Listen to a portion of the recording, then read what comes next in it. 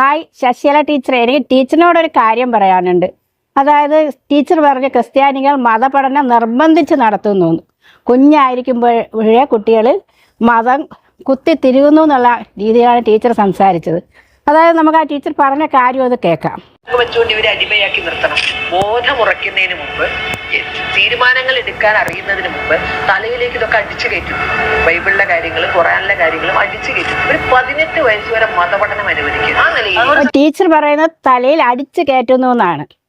ടീച്ചറിന് എന്തെന്ന് മനസ്സിലാകാത്തതോടെ teacher Bible വായിച്ചു നോക്കൂ. അതിനകത്ത് എന്താ പറഞ്ഞിരിക്കുന്നത്? ഒരു കുട്ടി ചെറുതായിരിക്കുമ്പോഴേ അവൻ്റെ സ്വഭാവ രൂപീകരണം നടത്തുകയാണ് മുസ്ലിംസും ക്രിസ്ത്യൻസും. അതിന് വേണ്ടിയിട്ട് ആ കുട്ടി കുഞ്ഞായിരിക്കും പറഞ്ഞു കൊടുക്കും, ദൈവം സ്നേഹം തന്നെ.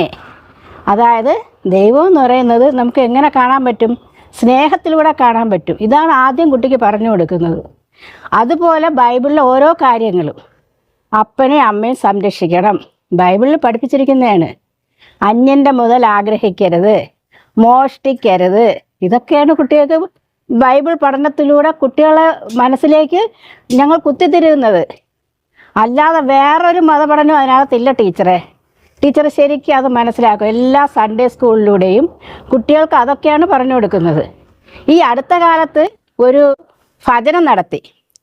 അത് അമ്പലത്തിൽ ക്രിസ്ത്യാനികളുടെ പാട്ട് എന്തിനു പാടി എന്നാണ് ടീച്ചർ പറഞ്ഞത്. എല്ലാവരും തെറ്റിദ്ധരിച്ചു.